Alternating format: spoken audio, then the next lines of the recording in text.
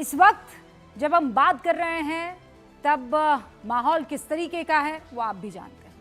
रमज़ान का महीना चल रहा है, आज 12वां रोज़ा है। बहुत से ऐसे रोज़दार हैं जो प्रोटेस्ट कर रहे हैं, बहुत से ऐसे रोज़दार हैं जो वहाँ अलग अलग इस्लामिक मुल्कों में बैठे हुए हैं और अल्लाह से ये दुआ कर रहे हैं कि बता कि तेरी कौम को हुआ क्या है। ईरान हमला कर रहा है सऊदी अरब पर, कुवैत पर, कुवैत साथ दे रहा है अमेरिका का। F-15 बहुत से एयरक्राफ्ट गिरने की खबरें आ रही है, लेकिन फिर खबर ये आ रही है कि बहुत से टॉप लीडर्स जो हैं इस्लामिक रेवोल्यूशनरी फोर्स के, ईरान के, वो मारे जा चुके हैं। मतलब और वो सब चल रहा है रमजान के महीने में, सबसे मुकद्दस महीना, जिस वक्त मुसलमान अल्लाह की इबादत के लिए दिन भर रोजा रखते हैं, तस्बीह पढ़ते हैं, तरावी पढ़ते हैं। उस दौरान दुनिया में इस्लाम का मरकज यानी अरब वाला इलाका खूनी संघर्ष में उलझा हुआ दिख रहा है। एक दो नहीं बल्कि 11 मुस्लिम बहुल देशों के लोग खौफ के साए में जी रहे हैं। कब कहां से मिसाइल आकर गिर जाए किसी को नहीं पता। ना दुबई सुरक्षित है, ना अबू धाबी है, ना रियाद में शांति है, ना दोहा में सुरक्षा है, ना बहरीन के हालात अभी ठीक दिख रहे हैं। ईरान में तो सबसे ज्यादा खतरा मंडरा ही रहा है। इजराइल और अमेरिका आग बरसा रहा है वहां पर। उंगलियों पर गिन लीजिए भारत के पश्चिम यानी पश्चिम एशिया के सभी देश, जहां लोग बस इस उम्मीद में जी रहे हैं कि जिंदगी बच जाए, ऊपर से आसमानी आफत कोई हम पर ना आ गिरे। पाकिस्तान, अफगानिस्तान अपनी लड़ाई में उलझे हैं। पाकिस्तान दावा कर रहा है हमने इतने मार दिए, अफगानिस्तान कहता है हमने इतने उखाड़ दिए इनके सारे के सारे main headquarters. Iran, America, Israel के हमले के बाद आप देखिए किस तरीके के हालात बने हुए हैं। संयुक्त अरब अमीरात, सऊदी अरब, Bahrain, Kuwait, Qatar, Iraq, Jordan, Oman, सब पर मिसाइल दाग रहा है ईरान। लेबनान हिजबुल्लाह के कारण इजराइल का शिकार बना हुआ है। यमन के हूती विद्रोही युद्ध में कूद गए हैं, लगातार इजराइल पर वो हमला कर रहे हैं। उनके निशाने पर तेल की सप्लाई है।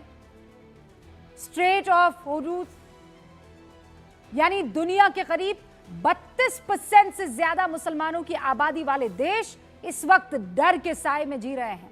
एंड माइंड यू, वहां पर कोई हिंदू राष्ट्र का परचम बुलंद नहीं कर रहा है, कोई आरएसएस नहीं है, कोई बीजेपी नहीं है। अमेरिका और इजराइल 2.5 दिन के युद्ध में ईरान पर अब तक 2000 से ज्यादा मिसाइलें दाग चुके हैं। ईरान में अभी तक 1800 से ज्यादा ड्रोन और मिसाइल्स अपने आसपास के 11 देशों के टारगेट करके दागे हैं। यानी लड़ाई में बहुत नुकसान हो रहा है। अपने आसपास के 11 देशों को टारगेट कर रहा है ईरान। ये 54 घंटे और इस 54 घंटे के अंदर 3800 से ज्यादा ड्रोन और मिसाइलों का इस्तेमाल हो चुका है। अरब वर्ल्ड बारूद के ढेर पर बैठा हुआ है, लेकिन भारत में रहने वाले लगभग 20 करोड़ से ज्यादा मुसलमान सुकून में रोजा रख रहे हैं, इफ्तारी कर रहे हैं, ईद की तैयारी कर रहे हैं, खरीदारी कर रहे हैं। ईरान के supreme leader Ayatollah Ali Hosseini Khamenei की मौत के बाद भारत में सड़कों पर प्रदर्शन हुआ है, मातम कर रहे हैं लोग, गमजदा हैं।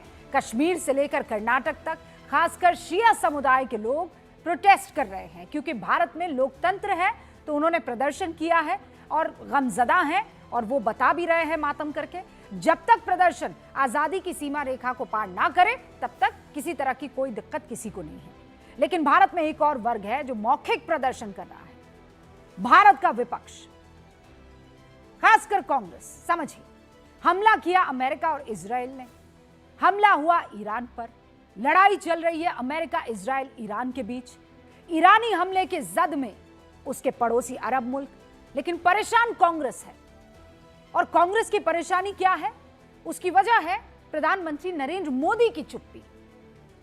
कांग्रेस सवाल पूछ रही है कि आखिर क्यों प्रधानमंत्री मोदी अभी तक आयतुल्लाह अली हुसैनी खुमैनी के हत्या पर दुख नहीं जता रहे हैं। आखिर क्यों प्रधानमंत्री नरेंद्र मोदी इजरायल और अमेरिकी हमले पर कुछ बोल नहीं रहे हैं? और कांग्रेस को यह बात इतनी परेशान कर रही है कि पीएम मोदी के मैसेज ना देने में उन्हें कायरता, स्वयंभू विश्व गुरु, खौफ, डर, मैनेज, नैतिकता पर कलंक जैसे सारे विशेषण दिख रहे हैं। अब समझ में यह नहीं आ रहा है कि कांग्रेस खामेनेई के प्रधानमंत्री की तरफ से संवेदना को लेकर इतना प्रेशर क्यों बना रही है।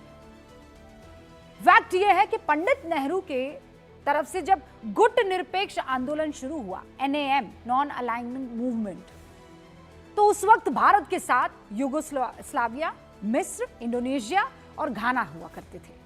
यूगोस्लाविया अब अस्तित्व में है नहीं। भारत के अलावा बचे 3 देश यानी मिस्र और इंडोनेशिया अभी तक सिर्फ शांति बनाए रखने की अपील की है उन्होंने।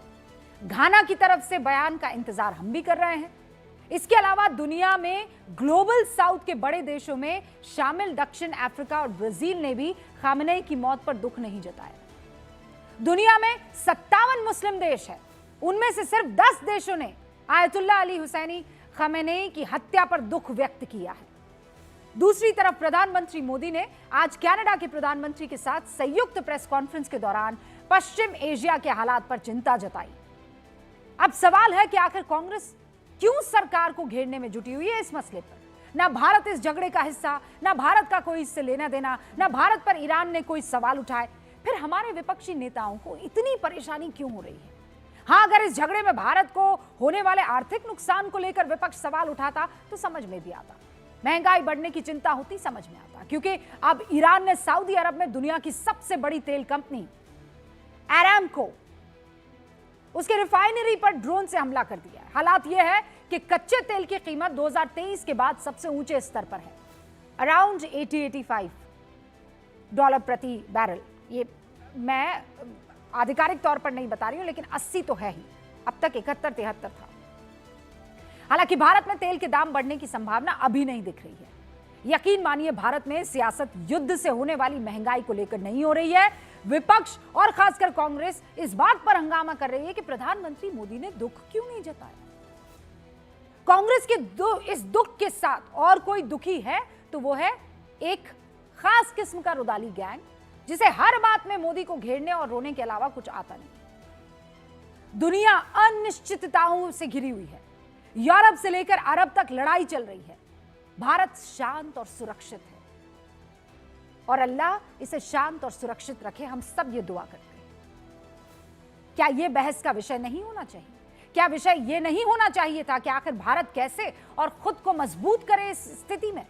लेकिन हमारे यहां का विपक्ष और ये जो दूसरा गैंग है, इन्हें चिंता है कंडोलेंस मैसेज की। इसीलिए आज गूंज के इस मेगा एपिसोड में बड़ा सवाल यह है, और मेगा क्यों कह रही हूं, क्योंकि आज हम केवल 5 से 6 नहीं, इसके परे जाएंगे। क्यों भारत का विपक्ष ईरान को लेकर घमासान मचा रहा है? क्या अरब के देश एक ऐसी जंग में फंस गए हैं जिसका अंत निकट नहीं है?